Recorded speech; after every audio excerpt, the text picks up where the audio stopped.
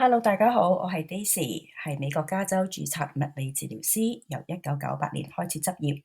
如果你想練翻大髀力，又或者你有膝頭哥痛嘅話咧，可以試下呢個動作。